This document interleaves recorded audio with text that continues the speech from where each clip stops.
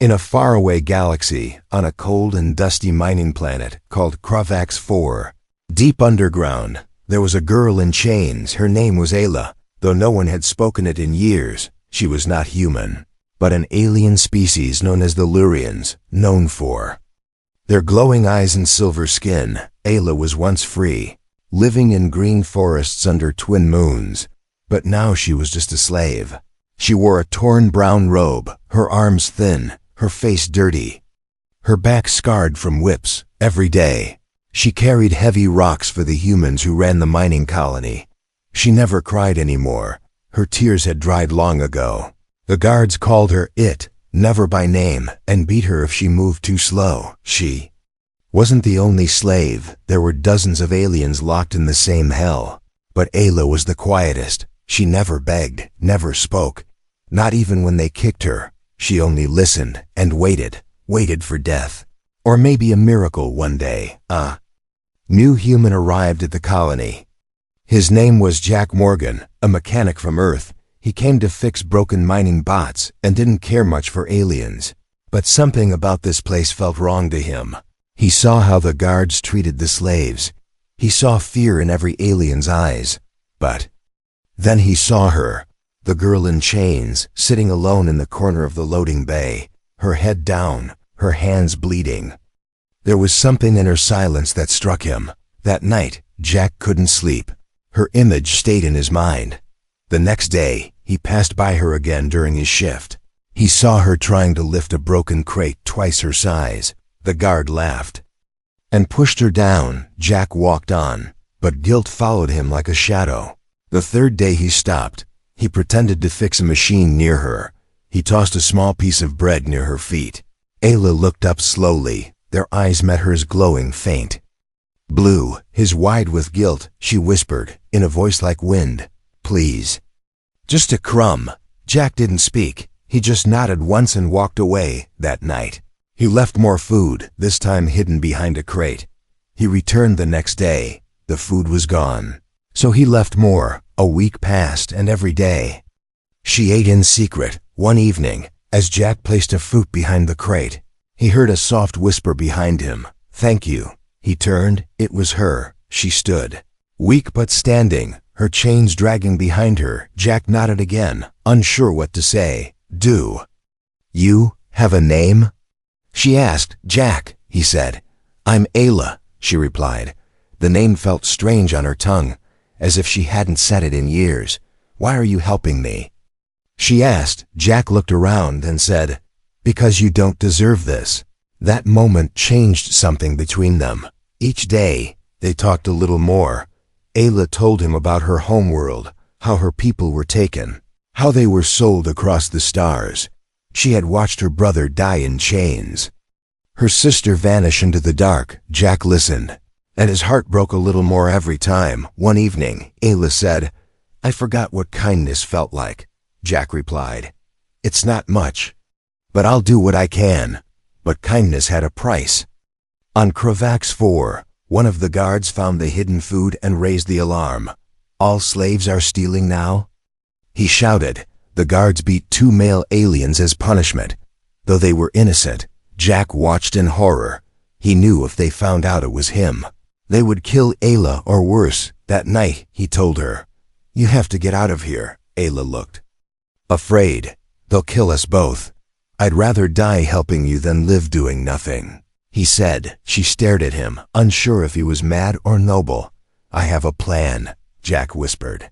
"But we only get one chance." Ayla nodded slowly. For the first time in years, she felt something more than pain. She felt hope. But as Jack turned to leave, he saw something move in the shadows. Someone had been watching them. Jack didn't sleep that night. He kept thinking about the shadow he saw near the cargo crates.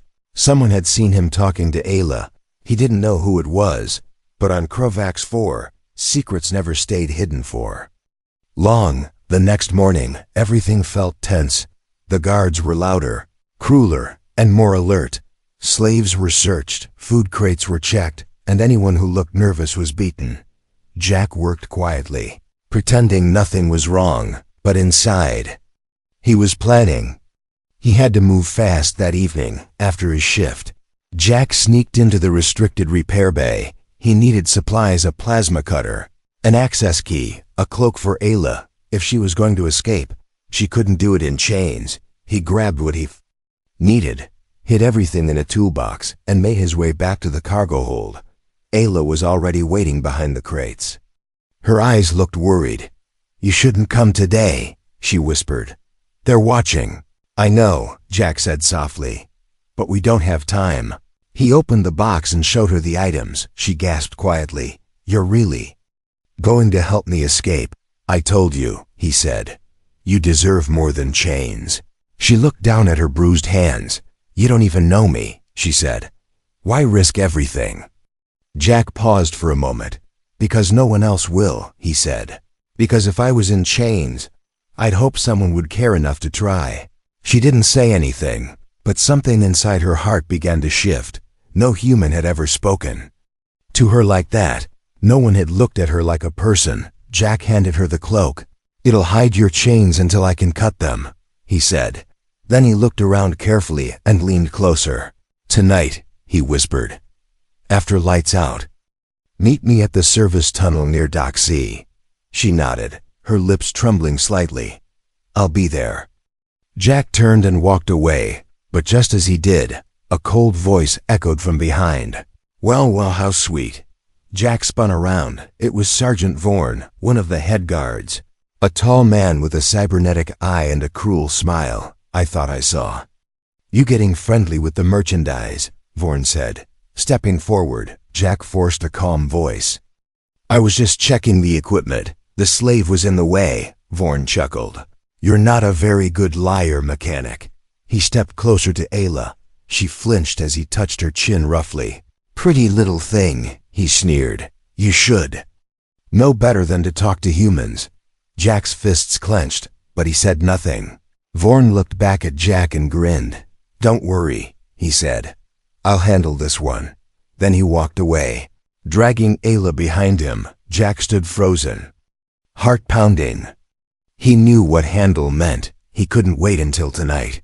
He had to act now. He ran to his room, grabbed the emergency access card he had stolen last week, and sprinted to the security hub. He bypassed the door locks and accessed the system. He found her cell 9B, lower level. Jack ran. Every second felt like fire in his chest. He reached the door and saw her through the bars. She was chained to the wall again, her face bruised, but her eyes still lit up when she saw him. "You came," she whispered. Jack didn't speak. He pulled out the plasma cutter and burned through the lock. Sparks flew. Alarms stayed silent. He had disabled them. The door clicked open. Ayla staggered forward, weak but standing. "Can you run?" Jack asked. "Yes," she whispered. They moved fast, taking hidden paths, avoiding cameras. Jack knew the layout better than most. He had repaired nearly every inch of this place. They reached Dock C, but a loud voice stopped them in their tracks. "Going somewhere." Vorn stood at the tunnel door, armed with a blaster. Jack pushed Ayla behind him.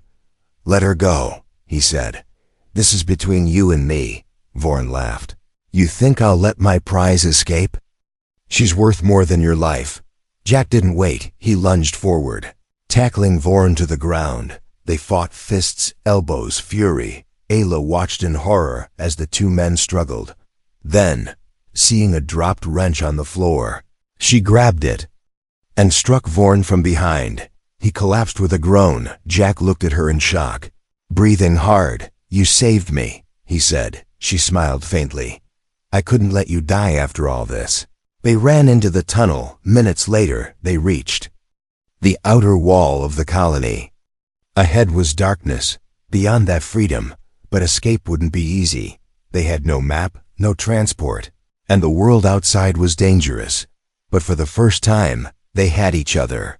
And in the silence of the tunnel, Ayla whispered the only truth that mattered. "You didn't give me food," she said. "You gave me hope." The world outside the colony was nothing like Ayla remembered. The sky was dark red, and storms rolled in the distance like angry waves. Ash floated in the air, and the ground cracked with heat beneath their feet. Jack and Ayla walked for hours, sticking close to the rocky canyon walls. Behind them, sirens screamed as the colony discovered their escape. Drones would be in the sky soon, hunting them. They had no food, no water, and no time to rest. But they had each other. And for now, that was enough. Jack limped slightly, his ribs bruised from the fight with Vorn. Ayla tried to support him, even though her body ached too. "We need shelter," Jack said, pointing toward a dark cave in the cliffside. They entered slowly, watching for creatures or traps. The cave was deep and cool, a relief from the burning sun outside. They sat on the stone floor, catching their breath. For a moment, there was only silence between them. Then Jack asked, "What were you before all this?" Ayla looked up at him, her silver eyes glowing softly in the shadows. "I was a healer," she said. "My people lived in forests and sang to the trees." Jack blinked. "You sang to trees?" She smiled. "We believed everything living could feel, even plants." Jack chuckled quietly. "I used to talk to my engine when it wouldn't start." They both laughed, the sound echoing gently in the cave. But the warmth of that moment was short-lived. A low buzzing sound reached Jack's ears. He stepped outside and looked to the sky. A scout drone was flying low, scanning the land with red lights. "They're close," Jack said, returning to the cave. Ayla looked worried. "We can't stay here," Jack nodded. "We'll move at night."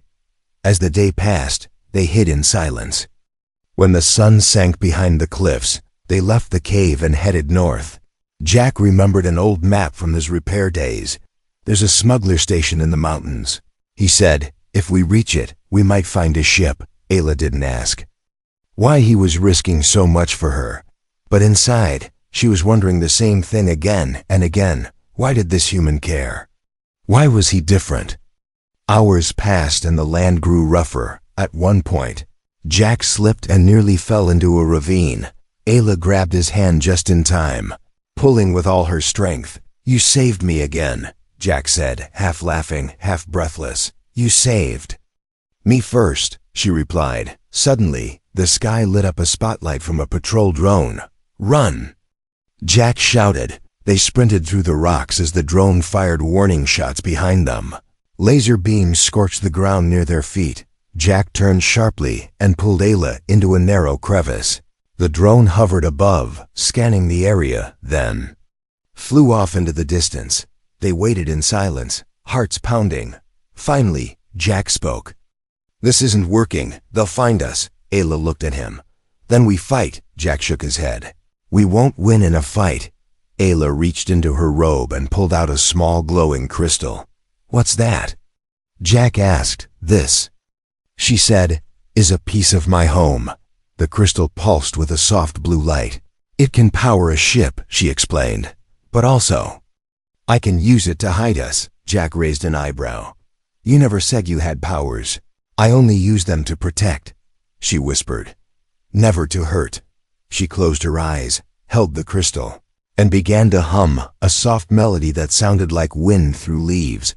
The air shimmered around them. Suddenly, the noise of the desert faded. They were invisible. Jack looked down at his hands in awe. "You're full of surprises." Ayla opened her eyes, her face pale from the effort. "It won't last long," she said. "We have to keep moving." They made it through the night without being seen. By morning, they reached the edge of a ruined structure built into the mountain. It was the smuggler station, abandoned, rusty, but still standing inside. Broken ships and old equipment were scattered across the floor. Jack smiled for the first time in hours. "We might have a chance." But just as he stepped forward, a low voice echoed through the hall. "Put your hands up." From the shadows stepped a man in armor, holding a blaster. His face was hidden under a helmet, but his voice was sharp and cold.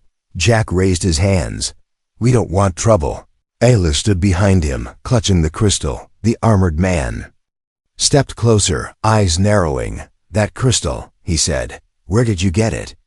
Jack replied, "It's hers, from her world." The man paused, then removed his helmet. He wasn't human. His skin was bronze, his eyes gold. He was Lurian, like Ayla, she gasped. You're one of us. The man looked at her for a long time. You shouldn't be here, he said. And if the humans are after you, you've brought danger to all of us. Jack stepped forward. Please, she needs help. The man looked at them both, then turned away. Follow me, he said.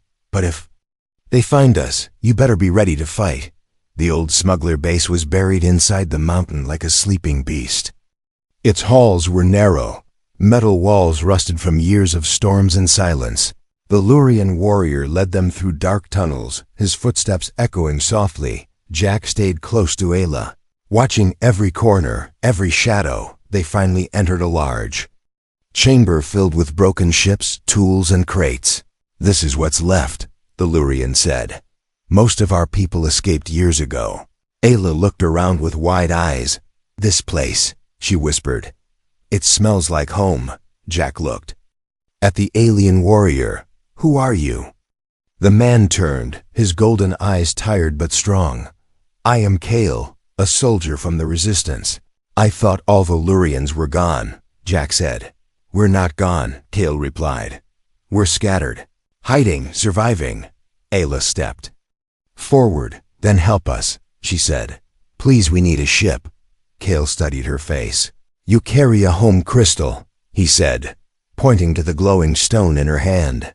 That means you're one of the lost daughters, Ayla nodded slowly. My village was destroyed, she said. My family taken. Kale's expression softened. I will help, he said. But first, we must fix a ship. Jack stepped toward the biggest vessel in the chamber. It was old, scratched, and half covered in dust.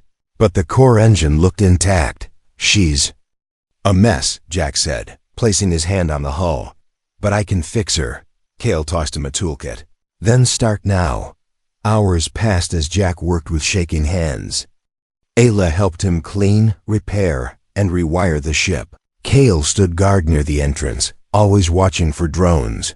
As Jack connected the final power line, sparks flew, and the engine hummed to life. We're good to go, he said, smiling. But before they could celebrate, a red light flashed on the control panel. Tracking signal detected. Jack read out loud. Kale cursed under his breath. They found us. From outside, the air began to tremble. Engines roared in the sky as 3 gunships descended toward the mountain. We don't have time, Kale said, grabbing a blaster. Get on the ship now. Jack and Ayla rushed aboard as Kale activated the defense cannons. The base shook with the first blast. The outer wall exploded in fire. Jack jumped into the cockpit, starting the engines. Ayla, strap in, he shouted. She nodded and held the crystal tightly, placing it into the ship's energy core. The console lit up blue, and power surged through the ship. Outside, Kale fired shot after shot, trying to hold off the enemy. A drone flew in and fired a missile. Jack saw it on the screen. Kale! He yelled, get inside. Kale turned, but the blast hit the ground near him. He flew backward, smoke and dust filling the air. No! Ayla cried. She tried to run to him, but Jack stopped her. We can't save him now, he said. If we don't leave, we all die. Tears ran down her cheeks. But she nodded. The ship lifted off the ground, rumbling as it rose through the broken ceiling. Jack pushed the thrusters, and the vessel burst into the sky. Enemy ships chased them, lasers slicing through the clouds. I can't outrun them, Jack said. Not unless we lose weight. Ayla looked at the cargo panel, then back at Jack. Open the back bay, she said. What? Jack asked, confused. Do it, she said. He hit the switch, and the rear door opened. Ayla ran to the back and threw out the crates, metal parts, even fuel tanks they didn't need. As the ship grew lighter, Jack pulled the throttle again. They broke through the clouds, climbing higher faster. One of the enemy ships exploded behind them, hit by debris. The others fell back, struggling in the storm. Jack shouted, "We're clear!" They flew beyond the clouds, into the blackness of space. For a long moment, there was silence, no alarms, no voices. Only the soft hum of the ship and the quiet of freedom. Ayla sat on the floor, her hands shaking. Cale was gone, another person lost. In the fight, Jack sat beside her. "I'm sorry," he said. "He saved us," she whispered, "and I couldn't save him." "You gave him a reason to fight," Jack said. "He chose to stand for something." Ayla closed her eyes, holding the crystal close to her heart. "Where now?" she asked. Jack looked at the stars. "Thousands of them. I know a station where we can rest. Maybe find help," he said. "But after that." "It's up to you." Ayla looked at him. "Why do you keep helping me?" she asked again. Jack smiled, but it was a tired, gentle smile. "Because when I look at you," he said, "I don't see a slave. I see someone brave, someone worth fighting for." She didn't answer right away. She just took his hand and held it tightly. They didn't speak again for a while, but they didn't need to. In the silence of space, two souls, once broken, now flew together, far from chains, closer to something neither of them dared to name yet. The stars stretched endlessly before them, a million suns burning in silence. Jack's ship, old but alive, drifted quietly through space. The hum of the engine was the only sound. Inside the small cabin, Ayla sat near the front window. Her knees pulled close to her chest, she stared into the void. Watching the stars like they were memories, Jack checked the controls, scanning for nearby planets, fuel signals, or safe zones. He finally found something. "A small moon," he said, pointing at the map. "Uninhabited, breathable air. We can land there and rest." Ayla nodded without turning. She was quiet ever since they escaped the mountain. She hadn't said a word about Cale or the fire, or the way she cried as they flew away. But Jack didn't push. He knew grief needed space. They landed gently on the moon's surface. It was rocky, with soft blue grass growing in patches and large glowing stones scattered across the land. The air was cool, and the sky above shimmered with distant galaxies. They built a small fire outside the ship. Jack handed Ayla a heat bar and a drink pack. She took them with a soft thank you. The flames danced in silence. Finally, Ayla spoke. "Do you think I'll ever find the rest of my people?" Jack didn't lie. "I don't know," he said, "but I know you won't be alone anymore." She looked at him, her eyes shining under the alien moonlight. "You don't have to stay with me," she said. "You've already risked so much." Jack shook his head. "I'm not leaving," he said. "Not now. Not ever." She opened her mouth to argue, but stopped. Instead, she said softly, "Back on my planet, when someone saves your life, you owe them a bond." Jack looked confused. "Ah. Bond?" Ayla nodded. "It means you walk the stars together," she explained. "You don't turn away, no matter what." Jack's voice lowered. "Do you feel that with me?" Ayla looked down at her hands. "I don't know," she whispered. "All I know is, when I'm with you, I don't feel like a thing anymore." Jack's chest tightened. "Good," he said. "Because you never were a thing." There was a pause. The fire crackled softly. Ayla reached forward and touched his hand. Her fingers were light, warm. "Careful." Jack didn't move. "I'm afraid," she whispered. "I've never had a choice before." Jack's voice was gentle. "Then let's make choices together." She smiled faintly, but her eyes were wet. Later, they sat beside each other near the ship, watching the stars turn slowly above. She leaned her head on his shoulder. Neither of them said anything. They didn't need to. In that quiet moment, something passed between them. Something soft, something real. The next morning, Jack woke to an alert on the ship's scanner. He rubbed his eyes and checked the screen. A signal, faint but familiar. He ran outside. "Ayla," he called. "I found something." She stood and walked over, still sleepy. Jack pointed at the screen. "This signal lits Lurian tech," he said. "Could be survivors." Ayla's heart jumped. "Where?" 4 hours away by jump drive, he said. She nodded, her voice shaking. Then let's go. They took off quickly, leaving the quiet moon behind as they flew through the black. Alice sat beside Jack. Hands clutched together. She wasn't sure what they would find, but she knew she wouldn't face it alone. 4 hours later, the ship dropped out of hyperspeed. Before them was a hidden station half-cloaked. Floating near a small asteroid field, it was Lorian design, glowing with soft blue light. Jack turned to Isla. Ready? She nodded. They sent a request to dock, and a voice replied, speaking in her language. Her eyes widened. They know my name, she whispered. The ship was allowed in as the doors opened. And Ayla stepped into the station's airlock. Inside, several Lurians stood waiting. One of them, older, with long white hair and eyes like polished silver, stepped forward. She gasped when she saw Isla. My child, she said, tears spilling down her face.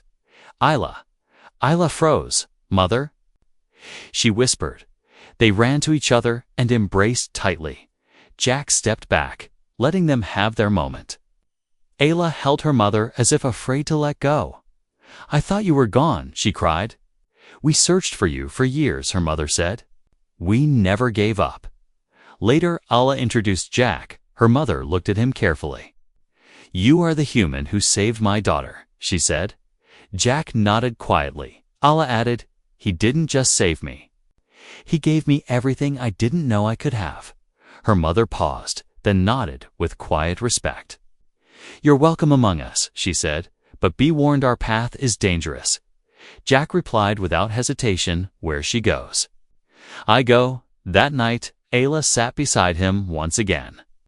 Under a new sky, surrounded by her people, she took his hand, her voice steady now. I want to walk the stars with you, she said. Not because I owe you a bond, but because I choose it. Jack smiled, his heart full. I choose it too. He said. The Lurian station buzzed with quiet life. Soft lights lined the halls, and the air smelled like blooming moss. Ayla walked through the corridors beside Jack, showing him ancient murals of her people. They passed rooms filled with children learning, elders singing, and warriors training.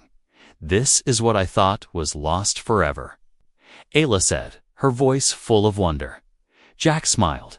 I'm glad you found it again. But peace didn't last long. A scout ship returned that evening, damaged and scorched. Its pilot was bleeding, his voice trembling. They found us, he said. The humans, they tracked the escape signal. Panic spread through the station like wildfire. Ayla's mother, now revealed as one of the leaders, called a meeting. Jack stood by Ayla's side as voices rose and fear took hold. We must run again, one elder said. We've run too long. Another replied, we have to fight. Kale's name came up. Some called him a hero. Others said his sacrifice was wasted. Jack listened, his jaw tight. They won't stop. He finally said, even if you run, they'll keep coming. Ayla stood. He's right, she said. But we're not alone now. She looked at Jack, then back at her people. We can fight, but not like them, she continued. We fight with truth, not chains. Her mother watched her carefully, then nodded. The council will vote, she said, but be ready in case they come before sunrise. That night, the station prepared. Jack helped repair shields, calibrate turrets, and patch old wiring. Ayla went to the crystal chamber, where the heart of the station pulsed with blue light. She placed her home crystal beside the others, merging its power into the core. I'm with you, she whispered, all of me. As the stars shifted, the warning came. Enemy ships dropping out of hyperspace for carriers, loaded with troops and drones. Sirens echoed through the station. Everyone moved fast warriors. Suited up, shields were activated, weapons powered. Jack stood by the main gate. Holding a blaster, Ayla wore her people's armor now, light and silver, glowing softly with power. She looked at Jack, still with me. He grinned, always. The first blast hit the outer wall, shaking the station. Enemy drones swarmed in through the openings, firing lasers and dropping bombs. The Lurians met them with 4 sorrows of light, shock spears, and barrier shields. Jack fired alongside them, his heart pounding. He had never seen a battle like this, silent yet deadly. Beauty mixed with chaos. Alla moved like wind and flame, dodging attacks, defending her people. She wasn't a slave anymore. She was a fighter. A daughter of a proud world, a leader rising. From pain, at one point, Jack was knocked down by an explosion. A drone hovered above him, its cannon charging before it could fire. Ayla leaped across the gap, slicing the drone in two with a wave of energy from her hand. Jack stared up at her, dazed. "You keep saving me," he said, "and I always will." She replied, helping him up. Hours passed, and the tide of battle turned. The humans weren't prepared for the resistance, for the courage of the Lurians, or the fire in Alla's heart. Soon, their ships began to retreat. Damaged and broken, the sky above the station cleared, and silence fell. But this time, it was victory, not fear. Cheers rose through the station. Families hugged, wounded were carried to safety. And in the middle of it all stood Ayla and Jack, side by side, covered in ash and light. Her mother approached them, her eyes shining with pride. "You brought us back from the edge," she said to her daughter. "You gave us fire again." Alla nodded, her voice calm. "We were never broken," she said. "We were just waiting to remember who we are." Later, the station held a small gathering, not a celebration. There were still wounds and losses, but a moment of thanks. Jack sat quietly beside the fire, watching the people smile again. Ayla sat next to him, her hand resting gently on his. "You've given so much," she said softly. Jack shook his head. "No, you've given me everything." Ayla looked at the stars above through the glass ceiling. "When I was in chains," she said, "I dreamed of freedom. And now?" Jack asked. She turned to him, her voice gentle. "Now I dream of us." He smiled, his heart full. "You don't have to dream," he whispered. "We're already real." The stars outside the Lurian station now felt calm. No sirens, no gunships, no fear. Just peace. Inside the station, repairs had begun. Children played in the halls again. Elders sang stories of survival. Of the night fire met freedom. Jack walked quietly along the main corridor, his boots echoing softly on the floor. He passed murals, now brightened with color. New symbols painted beside the old symbols of hope, of unity, of Allah. She had become something more than a survivor. To her people, she was a voice of change. To Jack, she was everything. He found her standing on a high balcony, looking out into space. Her silver armor now rested beside her, replaced by a soft robe, the color of the twin moons from her home. "You always find the best views," Jack said. Stepping beside her, she smiled gently. "The stars feel different now, brighter." He asked. "No," she said. Closer, they stood in silence, watching galaxies swirl like distant rivers. Finally, Ayla turned to him. "My people have chosen to stay," she said. "We will rebuild." In the open, Jack nodded. "It's time the galaxy sees who you really are." She looked at him, something quiet in her eyes. "And you, us?" she asked. "Will you go back to Earth?" Jack didn't answer right away. He looked at the stars, then at her. "I went to space to fix machines," he said. "But I found something worth more than any engine." Ayla waited, her heart thudding. "I want to stay," Jack said. "If you'll have me." She stepped closer. "I don't want a savior," she whispered. "I want a partner." He smiled. "Then you've got one." They stood hand in hand as light from a distant sun lit their faces. A few days later, the council gathered once again. But this time, it wasn't for war. Alice stood before them, tall and calm, Her voice was steady as she spoke of the future. Unity, defense, knowledge, and peace. She proposed something never done before. "Let us not hide," she said. "Let us reach out to humans." One elder asked. "To all," she replied. "Even those who once hurt us." Jack stood beside her. Not as a speaker, but as proof that change was possible. Some argued, some doubted, but many listened, and slowly. The room began to nod afterward. Isla and Jack walked through the gardens, now blooming in the lower decks. "Do you think they'll accept us?" she asked. "They already do," Jack said. "One choice at a time." That evening, under the dome of stars, her mother brought something wrapped in silver cloth. A small, glowing orbity bond flame of the Lurian people. "This is given only once," her mother said, placing it between them, "to those who walk the stars as one heart." Ala looked at Jack, her eyes full. "I don't belong to you," she whispered. "I don't want you to." "Ah!" Jack replied, "I just want to walk beside you for as long." "As you'll let me." She reached out and touched the flame with him. It lit softly. A new light born from love not chains. That night, the stars witnessed something rare.